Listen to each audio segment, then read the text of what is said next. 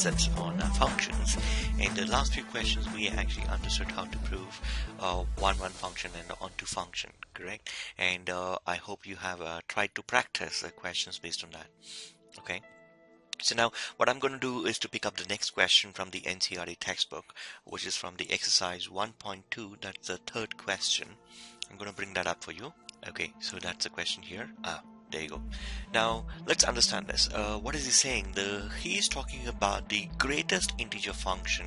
The function is defined from real numbers to real numbers. Okay, from real numbers to real numbers, and he is talking about the greatest integer function. Now this is the greatest integer function. This is a symbol to represent greatest integer function, and I'm supposed to be proving whether it's a 1 and an onto function. Okay, yeah, so that's very simple. It's not that difficult to do, but let's understand what's a greatest integer function. Okay, greatest integer function. This is otherwise called as the floor function. It's otherwise called as a floor function. Now what's a floor function? It's very simple actually. Let's say I have a number 0.5. I'm taking a number 0.5. Okay, f of 0.5 is going to be 0.5. This signifying that this is the greatest integer function is simply going to be the integer which is less than 0.5, which is 0. The first less than integer. Okay, now for example, even if in case I had a f of 0.999, which is simply going to be greatest integer of 0.999, which is still going to be 0. So I'm just picking up the number which is the integer which is this less than 0.999. Why is it called as a floor function? Let's see that. Okay, now for us to understand why is it called as a floor function, we'll take this as a room. So this is me inside a room, and let's say this is the floor. This is the floor, and that's the ceiling. Let me put a fan over here. Okay, I don't know whose house fan is gonna be like that, but that's the fan, and I think I'm gonna touch the fan. Okay, so I'm gonna put some tiles on this room. Okay, so it's a tiled one. It's a very costly tiles. So I'm gonna make some designs here. Okay, so you get the basic idea, right? And this is a room, and now what I'm gonna do is I'm gonna name this as, let's say, 0, and this is as 1. So from here, 0 to 1, okay, there are decimals, right? 0.1, 0.2, 0.3, 0.4, anything at all. Okay, so if the number is anything less than 1, even if it is 0.99999, I'm simply gonna give down the outcome as 0. Now that's exactly why it's called as a floor function, because I'm always giving a number from the floor. Okay, so if I'm picking up a number like a 2.5 and I'm trying to find out what is the outcome of the greatest integer function, I'm going to take this as 2, I'm going to take this as 3, so I'm going to come down to the floor, which is 2. So the output for this is 2.5, or the output for 2.5 is going to be a 2. So the greatest integer function is written like this, isn't it? So you can actually write it like this, signifying that it's a floor function. Okay, like you have the greatest integer function, you also have something known as a smallest integer function. Smallest integer function.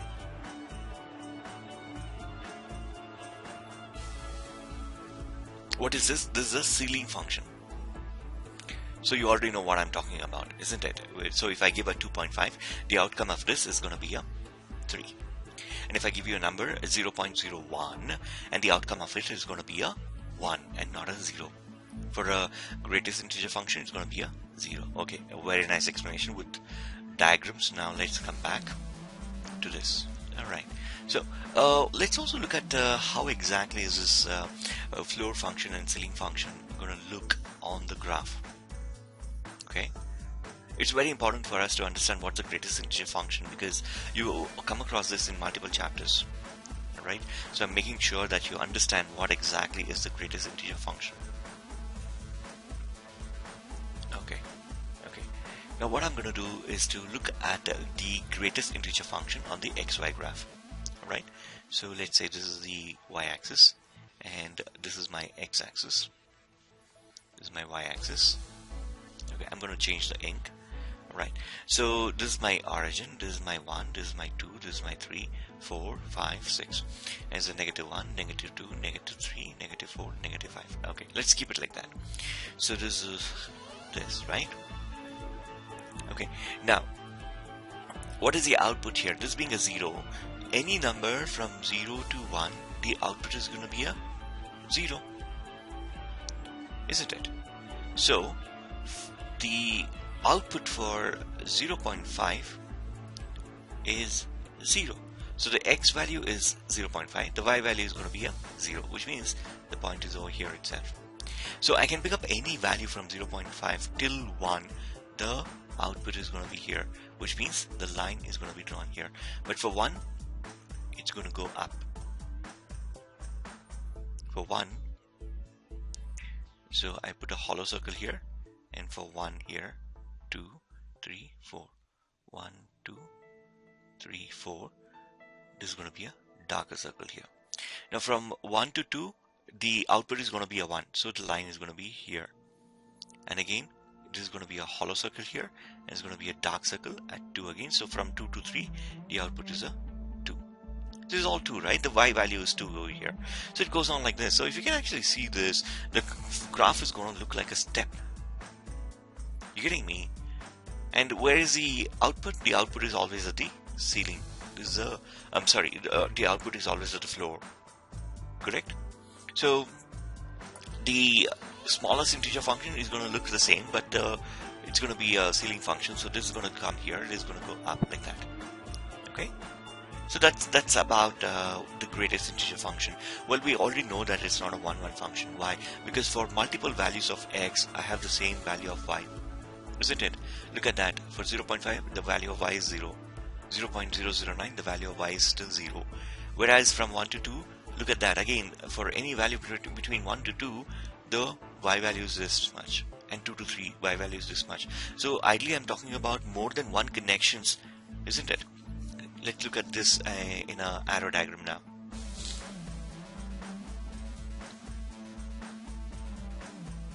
Okay. Alright, now let's look at this in an arrow diagram. Again, this is a real numbers r, so the relation or the function has been defined from r to r. So this is my r, and that is my r. So when I'm talking about, I'm just going to take -1, and then all the decimals in between, and then a 0, and then I have all the decimals in between, and then a 1. I'm not going to take anything more than this, because this is more than enough for me to prove it.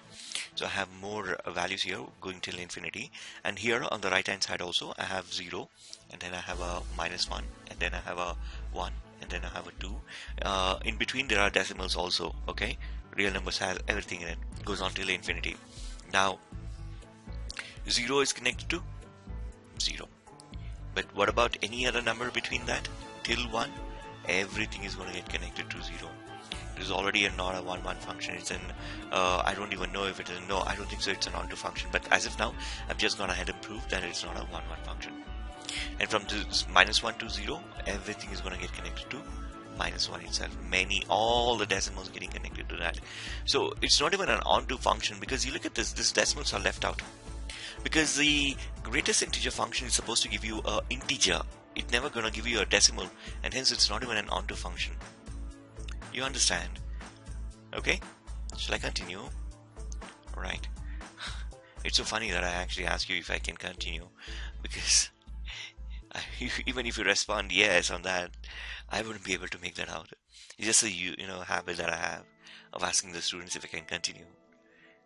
They do say sometimes, sir, no, but then I say yes, and I'm continuing. Okay, fine. Coming back to this. So how do we prove that this particular function is not a 1-1 function and not a onto function? Well, because we already know that it's not a 1-1 function as per what I know, as per the proof that we have gone through. I'm just going to write that. That's all I'm going to do. So I'm going to take let. How do we proceed with this? I'm just thinking.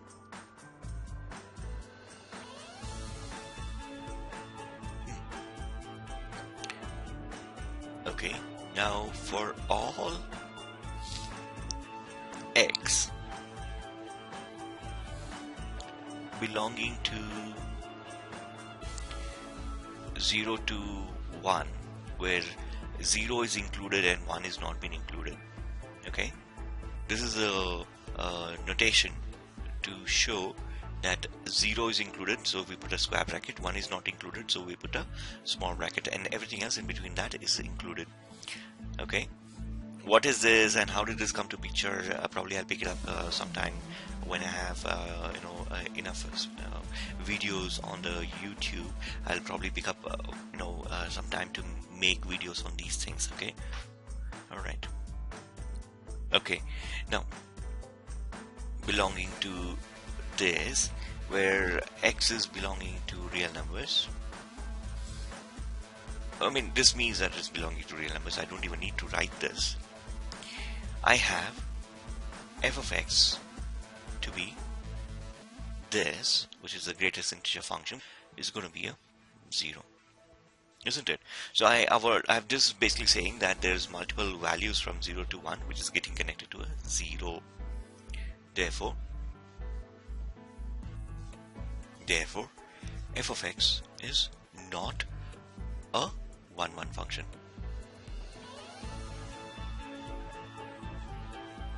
Alright, so I've just gone ahead and proved that it's not a 1-1 function. Okay, now I need to prove that it's not a onto function. Alright, so let's see how to prove that it's an onto function. This is for 1-1. I had to write that here.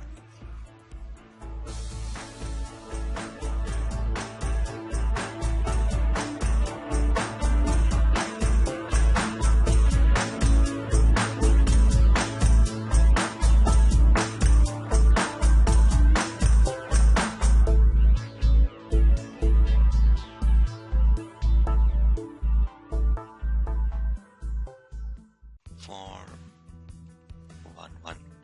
Okay, now let's go for 1-2 onto. For onto, alright, now it's very easy. 0.5 belongs to R, which is the codomain. Okay, belongs to R codomain. Now what I'm going to do is this. However, or but, there exists no element A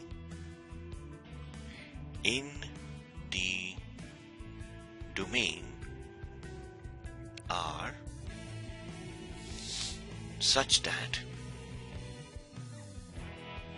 f of x is going to be,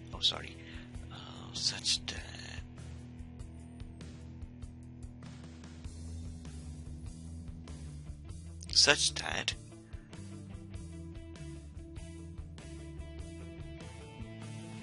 f of x is equal to this, which is equal to 0.5. Okay, why? Because this is going to be as the function will always return an integer. Therefore f of x is not onto. Clear with that? That's a very simple explanation of this. Okay, so I've just gone ahead and proved that this particular function is neither 1-1 function nor an onto function. Okay, great. Let's look at the next example. Okay, so this is the next question that we have in the NCERT textbook. Show that the modulus function given by so and so is neither a 1-1 nor an onto function, where modulus of x is, we know what's a modulus function, isn't it? It's simply that, if you say modulus of 2.5 minus 2.5, so it's going to give me a 2.5. And the modulus of 2.5, a positive number, is simply a 2.5 itself. It's a positive. So the modulus is simply give me a positive answer out of whatever we enter. Even if it's a negative or a positive value, it's going to give me a positive output. That's a modulus function. Okay. Now, Again, the function has been defined from real numbers to real numbers. Okay, so let's understand this modulus function. What is this modulus function? So when I talk about this on the arrow diagram, I have all the negatives here. These are all the negatives: negative, negative 1, negative 2, negative 3, along with the decimals, and then I have a 0, and then I have a positives, isn't it? So what I'm going to do is to take one particular example, which is a positive 1 and a positive negative 2, positive 1 and a negative 2.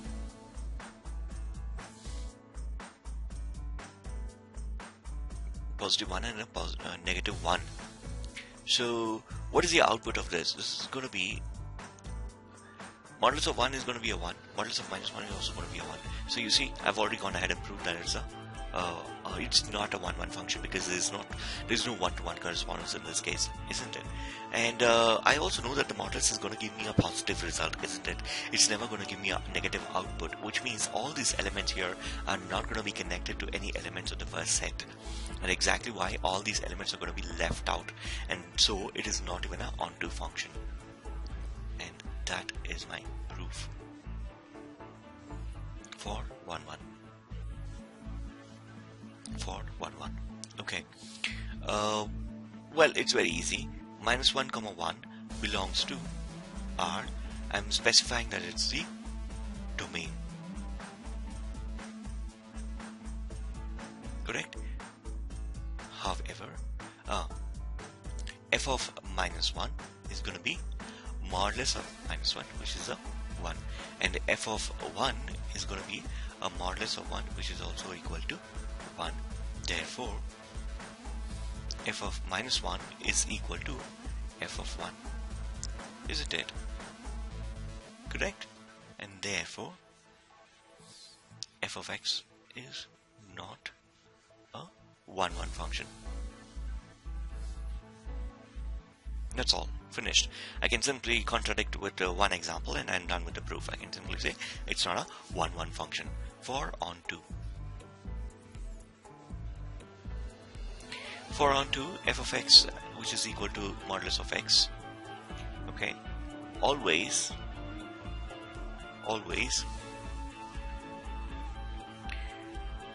gives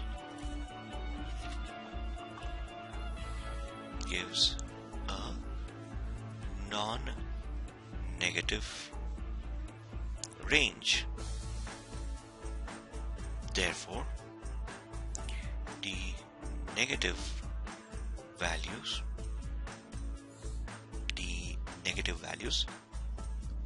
negative numbers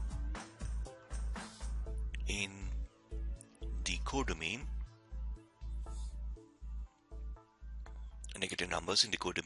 has no pre-image,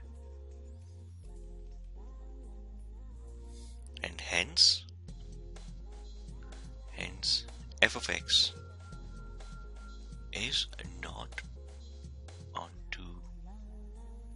Okay, that's all. That's a very simple example given to me. Okay, so there you go.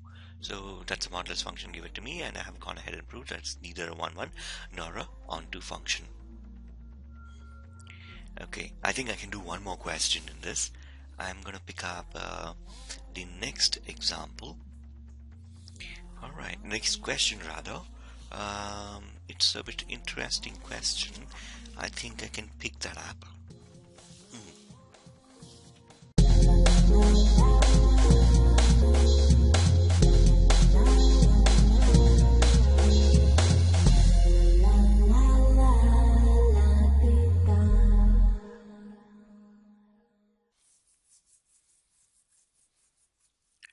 Okay, so that's the next question from the textbook, exercise 1.1 and 1.2, sorry, the fifth question from the exercise. Let's see, what does it say? It is talking about a sine num function. What is a sine num function? This is a sine num function. Basically, if you take any values of x, which is less than x, for example, if I can look at this on the xy graph, let's say this is the y-axis, and this is the x-axis, this is y, and this is y prime or y dash, and let's say this is x dash. Okay, now this is a 0, right? So you take up any values which is less than 0. It might be anything at all. And this is a, let's say this is a 1, and this is a 2, and this is going to be a -1, and this is going to be a -2. You take up any values from the negative x-axis, the output is always going to be a -1, which means the graph is going to be here. And -1 will not be included, and hence I'll write a hollow circle. So the line is going to be parallel to the x-axis at a distance of 1 unit. And if the value that you're picking up, the x value you're picking up is greater than 0, then the output is going to be a 1 again. So this is going to be like this, except for 0 again. 0 I'm not going to be including, and hence I write a hollow circle here. And what happens when x is equal to 0? The output is going to be a 0, which means this 0 will have a darker circle. And this is my sine num function. We can already conclude that this is not a 1-1 function, isn't it? Because for multiple values of x, for x is equal to 1, x is equal to 2, what is the y value? It's on this line, which is equal to -1. So it's not a 1-1 function for me. Well, is it an onto function? Do you think it's an onto function? What do you think? It's not an onto function. Why? Because look at this. This is r, and this is again r, real numbers r, and I have this, right? So I have all these decimals here, right? And then I have a -1 here, and then I have a 0 and a 1. So this is a 0, right? So all the elements which is less than 0, they all are getting connected to 1, -1. And all the elements which is greater than 0, all of them, the entire bunch will get connected to a 1, and 0 will get connected to 0. What about the decimals in between here? You getting me? So those things are not connected to anything at all, correct? And hence this is not a 1-1 function nor a onto function. I would advise that you take help of your teacher, or go through the solved examples, or refer to another book to get the solution for this, okay, on the way to write it. Because if I keep writing all these things, I will never be able to finish your chapter, and I want to finish the chapter and move on further, okay? Alright, so with that I'm going to be stopping functions, okay? I might again come back and pick up more questions from the chapter functions itself and try and explain to you. I have left off the section which is binary operations and composition of a function, which is basically f of g and g of f, which is easier. I want to move on because I want to pick up inverse trigonometric functions, which is far more important. Okay, there are a lot of concepts, and I cannot teach inverse trigonometric functions unless I have taught you what is a function and what is a 1-1 function and a onto function. Now we call a function which is both 1-1 and onto as a bijective function, isn't it? We call it as a bijective function. Why is that important for us to know what a bijective function is? Let's see. Okay, I'm going to show you a few graphs or a few arrow diagrams and ask you a few questions. So let's say this is a function. I do not know the first set. Let's say it's a A, and let's say the second set is a B. So I have some elements here, right? So let's say 1, 2, 3, 4, 5 and A, B, C, D. Okay, let's say 1 is connected to A, 2 is connected to A, 3 is connected to B, 4 is connected to C, and the 5 is also connected to C. So this is basically not a onto function because D is left out, and it's not even a 1-1 function, isn't it? Now the function has been defined from A to B. Now what if I want to find out if the inverse, which is B to A, is being defined? Basically, is it a function from B to A is the question that I'm asking. Well, it's not a function, because when I'm looking at this from this end to this end, I see that A is getting connected to two different values, and hence it ceases to be a function. It's just a relationship from B to A. And moreover, D is not getting connected to anything, and hence it is not a function at all from B to N. So what am I saying? That this does not have an inverse. This particular function is not invertible. Okay, so let's look at another example now.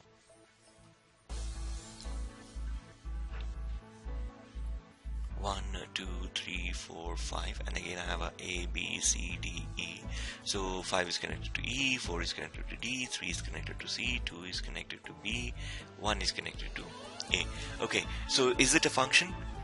From A to B? Yes, it's a function from A to B, but is it a function from B to A? Well, all the elements from B has been used up. So the first condition, one of the conditions, there you go, B is not connected to anything. I didn't see that.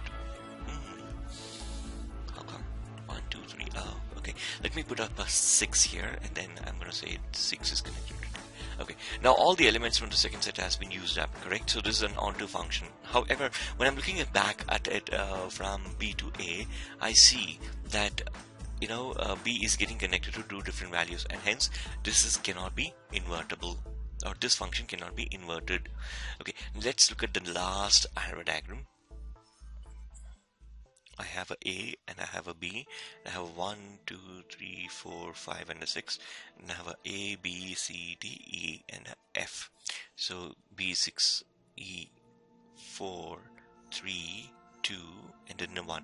Now this function, when I look at it from A to B, it is a function, so all of them are connected. And from B to A, yes, it's a function again. So this particular function is invertible. I can have a inverse function for this. Invertible. Okay. Now, what is this function? This function is both 1, 1 and onto, isn't it? So what do I conclude here? I conclude that if a function is bijective, only when the particular function is bijective can the function have an inverse. And what is the inverse? We will find that out. So the basic idea is this much. So the function has to be a bijective function for me to be able to find out if it has an inverse. Got it? Okay, great. Now let's move on. I'm going to pick up a question. Let me just clear all these things out for you. I'm going to be picking up a question from functions itself, and then probably in the next video I will start off with inverse trigonometric functions. Okay, believe me, there's a lot more that I need to explain in functions. Okay, I'm just closing this early because I want to move on to inverse trigonometric functions. Okay.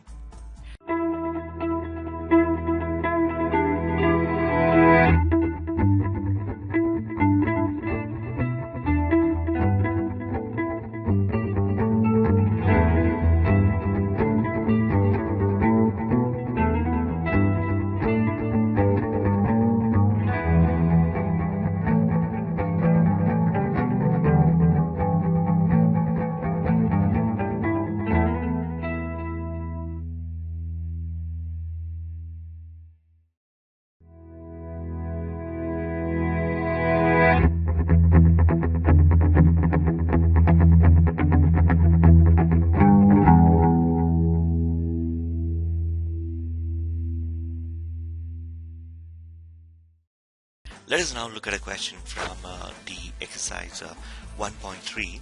Okay, this is a question from the 1.3 ninth question, in fact. And here a function has been given to me, and I'm supposed to be showing that this particular function is invertible, and the inverse is given to you as this. Okay, so that's what I need to find out. Okay, that's a very easy question. Let's pick that up. So when is the function invertible? The function is invertible when it's both 1, 1 and onto. We understand that. So what are we going to do first? We're going to be proving that this particular function is both 1, 1 and an onto function. Okay. So again, look at this. The domain for this particular function is r plus, which means I'm not considering negative numbers over here. And it is more than, I do consider negative numbers. And the range is going to be from -5 to infinity. That is what he says here. Okay, great. So for 1, 1, let's directly start proving for 1, 1. For 1, 1. Okay, for 1, 1. What do I have? Let the procedure remains the same. I'm going to be taking two elements. Let x1, x2 belong to r plus. Okay, so I'm taking it as r plus. So now the next step is to say let f of x1 be equal to f of x2. Correct? That's the next step. Now let's go back and look at this. 9x squared plus 6x minus 5 implies 9x1 squared plus 6x minus 5 is equal to 9 x2 square plus 6x2 minus 5. Correct? Okay. Now, with that being said, we already know that the 5 minus 5 and minus 5 will get cancelled. I'm going to be shifting this to the left hand side and this to the right hand side. Let's do that. No, what I'm going to do is I'm going to shift all of them to the left hand side. So what is going to happen here? I'll have 9x1 square minus 9x2 square plus 6x1 minus 6x2 minus 5 plus 5 is equal to 0. Now from the first two terms I'm going to take a 9 common out, so I'm going to remain with the x1 square minus x2 square plus 6 taken common out. I'll again remain with the x1 minus x2, and this is going to be a 0, so that's equal to 0. So I have now shifted this to the left hand side, and let's continue. Okay, so this can be written as 9 into applying a square minus b square formula. I will have a minus b into a plus b plus 6 into x1 minus x2 equal to 0. Now I can take a x1 minus x2 common out from both these terms. So what am I going to remain with is this, which is 9 into x1 plus x2 plus 6. That's going to be equal to 0, isn't it? Okay. Now what I'm going to do here is to say this implies that x1 minus x2 is equal to 0. See, the product of two numbers is going to be a 0, which means either this is a 0 or this has to be a 0. That's exactly what I'm doing here. Okay, which implies that x1 is equal to x2, or 9 into x1 plus x2 plus 6 is equal to a 0, which means x1 plus x2 is going to be equal to minus 6 by 9, which is 3 2s are minus 2 by 3. So x1 plus x2 is going to be a minus 2 by 3. Which is ideally not possible. Why is it not possible? Let's go back and look at it as to why this cannot be possible. Okay, so I defined the domain as R plus, isn't it? So if I'm picking up two positive numbers and adding them up, I should never end up with a negative number, isn't it? Look at this. I'm picking up two positive numbers and adding them up, I'm ending with a negative number. So this is not possible.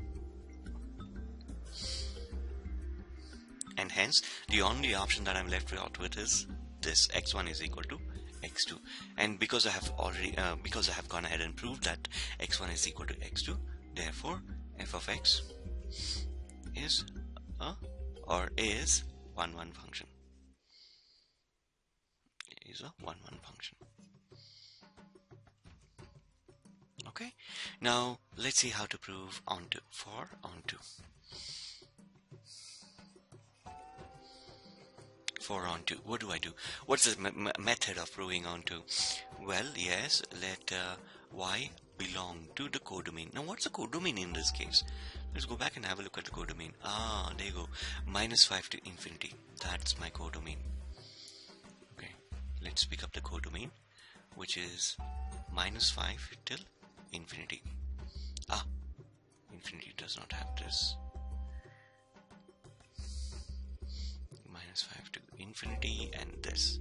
Okay, now I'm picking up a image, or the image from the codomain, and I'm saying some f of x is going to give me the image. And what is f of x in this case? Okay, now let's go back and look at f of x is 9x squared plus 6x minus 5. 9x squared plus 6x minus 5 is equal to y. I'm just going to confirm that. Yes, it is. Okay, now the problem here is to write this as x equal to something. That's the intention, isn't it? I now need to write everything in terms of, x at one side and everything to the right hand side. There are two methods to do this, alright? I'm going to teach you both the methods. You can follow whatever method you want to. Okay, so the first method is to use completing the square.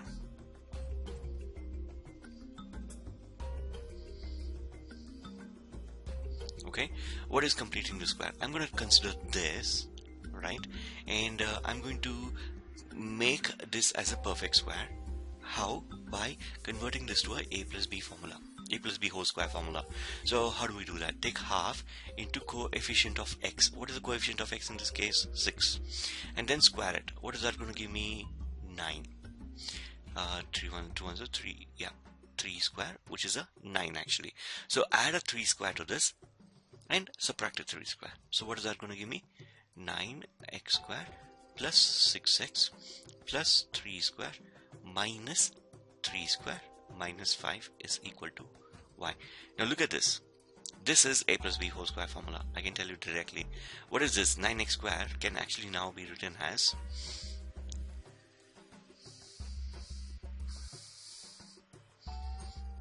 written as 3x the whole square, isn't it? That's 9x square. Look at this. A, B. This is 2ab.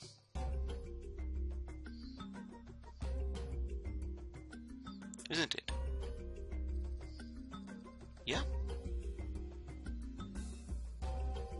No. No.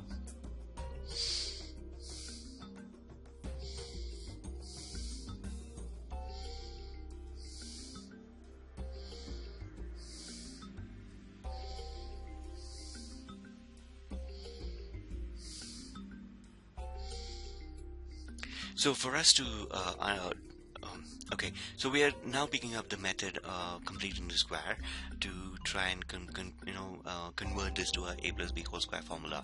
So before you can apply completing the square method, you have to understand that the coefficient of x should not be anything else apart from 1. So basically I need to have a 1 as a coefficient of x square. So to get a 1 as a coefficient of x square, what I'm going to do is to take 9 common out from the entire equation. So I'm going to remain with the x square plus this is going to be what? 6 by 9 x close this minus 5 is equal to y. You understand? Because there's no 9 here. I divided it by 9. Now when you multiply this, 9 and 9 will get cancelled, and it's going to be and it's going to get you back the original equation. Okay, now this is going to be what? 9 into x square plus this can be divided by 3, so 2 by 3x minus 5 is equal to y. Now apply this. Half into coefficient of x. What's the coefficient of x here? In this case is 2 by 3 whole square, which is nothing but 1 by 3 the whole square. Okay, take this term, add 1 by 3 the whole square to this and subtract 1 by 3 the whole square from this. So this is going to become what? 9 into x square plus 2 by 3x plus 1 by 3 the whole square minus 1 by 3 the whole square, and then the remaining terms will follow, which is minus 5 is equal to y. Okay, great. Now look at this. This is your a plus b the whole square. This being a and this being b. You can check that if you multiply this 2ab, it's going to give you 2 into a is going to be a x into b is going to be a 1 by 3. See, that's a 2 by 3x, isn't it? So that's a plus b the whole square. So I can now write this as 9 into a plus b the whole square minus 1 over 9 minus 5 is equal to y. Now when I multiply this, it's 9 into x plus 1 over 3 the whole square minus 1 minus 5 is equal to y. Getting me? Okay, now what is this? Now is equal to 9. Oh sorry, it's equal to y. Now transpose all of them. So this is going to be a 9 into x plus 1 over 3 the whole square is equal to y plus 6, or x plus 1 over 3 the whole square is going to be a y plus 6 divided by 9, or x plus 1 over 3 is simply going to be plus or minus root of y plus 6 divided by 3. Why 3? Because root of 9 is a 3. And then I have x is equal to minus 1 by 3 plus or minus root of y plus 6 divided by 3, which further can be written as x is equal to minus 1 plus or minus root of y plus 6 divided by 3. Correct? Now let's go back here to the question. Now look at that question again. The domain is what? What is the domain in this case? Look at that domain. It is saying r plus, isn't it? Which means I cannot take the negative values. Now when I go back to this question here, the x is equal to whatever I got here, it has two results, isn't it? One is a plus and the other one is a negative. If I take the negative, x is going to be negative, which is not going to be considered. Therefore, as domain, okay, the ink changed, but that's okay, I think. The domain is r plus, therefore x is going to be equal to minus 1 plus root of y plus 6 divided by 3. You get it? Okay, now what you need to do is you know this step, right? I'll have to take another sheet. Okay, now let's you know this, right? Now what do you do? The next step is to say y of whatever you got there, which is root of y plus 6 minus 1 divided by 3. Let's see, is that what I got?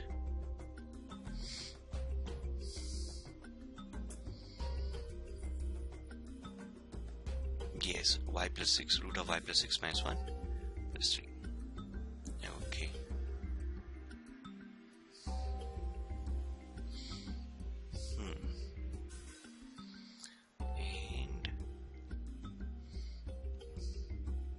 Into business. Okay, now what is this going to be? All right, wherever x is, I need to substitute this value. So this is going to become what? 9 into x square, which is going to be root of 1 y plus 6 minus 1 the whole square divided by 3 inside the brackets itself. And I have what? Plus 6 into root of y plus 6 minus 1 divided by 3 minus 5. This is what I have, isn't it? Now working with this is going to be a tedious task, but somehow we need to modify this. I'm just thinking if there is a way to modify this. Just give me a minute. I think we will need to stick with this. I'm going to open up this bracket. This is going to be what? 9 root of y plus 6 minus 1 the whole square divided by 9, and it's going to be 3 1s are 3, 3 2s are 6. So this is going to be a plus 2 root of y plus 6 minus 2 minus 5. You getting me? Okay, fine. Now I'm going to open up this bracket. It's going to be a 9 into a square, which is a y plus b because the square root will get cancelled, plus b square minus 2ab. Okay, 9 and 9 will get cancelled here. So ideally this 9 is not going to be here. This 9 is gone. That 9 is gone for me. So this is what I remain with. Plus 2 root of y plus 6 minus 2 minus 5. Okay, now let's write this. This is going to be what? Y plus 7 minus 2 root of y plus 6 plus 2 root of y plus 6 minus 7. I think everything gets cancelled over here. Let's see if it does. If it does, yes, this will get cancelled, this will get cancelled. Minus 7 and plus 7 will get cancelled. I get a y. There you go. So I've just gone ahead and proved that f of so and so is a y, and hence it's a, therefore f of x is onto function. Okay, that's it. That's a very simple example. Now I told you that there are two methods of finding or solving this question, isn't it? What I actually mean is that there are two methods of getting the inverse of a function. Let me explain to you what I'm trying to tell you here. This is what I'm talking about. Okay, now this function which I took here was 9x squared plus 6x minus 5 is equal to y, isn't it? This is a function I have. What I'm going to do is I'm going to shift y to the left hand side. So I'm going to have what? 9x squared plus 6x minus 5 minus y is equal to 0. Now when I have this, I'm going to use the formula, which is the Sridharan's formula. What is that? X is equal to minus b. What is b here? 6. Minus 6 plus or minus root of b square. What is b square? 6 square, which is a 36. B square minus 4a. What is the a? 9. Into c. What is the c? Minus 5 minus y. And the entire thing will be divided by 2a. What is a? 2 into 9. Getting me? Let's see what I get here. I'll have to manage this here. So x is going to be minus 6 plus or minus root of 36 plus 9 4s are 36 into 5 plus y divided by 18. Now 36 and 36 can be taken out common, isn't it? What I'm trying to say is it can be removed from the root. So I'm going to remain with the 6 here, and that's going to be 1 plus 5 plus y divided by 18. And again 6 can be taken common out, so ideally, and 6 will divide this, so I'm going to remain with minus 1 plus or minus root of y plus 6 divided by 3. And that's exactly what I got, making use of completing the square method. I prefer this method. Why? Because it's not that lengthy. If you look at this completing the square method, it took a long time for me to actually get this, which I could do it in a shorter way here. You getting me? So that's what I was talking about, getting this particular thing in two different ways. So then the procedure follows. It's the same procedure. Okay, so now that I have gone ahead and proved that the function is both 1 1 and onto function, I can simply go ahead and say that the function is invertible. Okay, f of x is both 1 1 and onto, therefore the function is invertible. It is invertible. And what's the inverse of it? And f inverse of x. F inverse of x is going to be, okay, now you got this function right. At the end it was root of y plus 6. Instead of a y, write a x minus 1 divided by 3. And that's the inverse of the function. So basically I've tried proving that a function will be invertible if it is both 1 1 and onto, and how to find the inverse. Okay, and it's been a lengthy video, I can understand that, and thank you for being patient and listening to me, and it's been a very informative video. The next video is going to be from inverse trigonometric functions. I would suggest that you look at that video right away. If possible, take a 5-minute break and look at it right away, and later on when you come back and look at it, it's going to make more sense to it. Okay, and suggest your friends to go through these videos, ask them to subscribe to these videos, and share the videos on your profile wherever you wish to. Right? Thank you very much, and best of luck for your exams.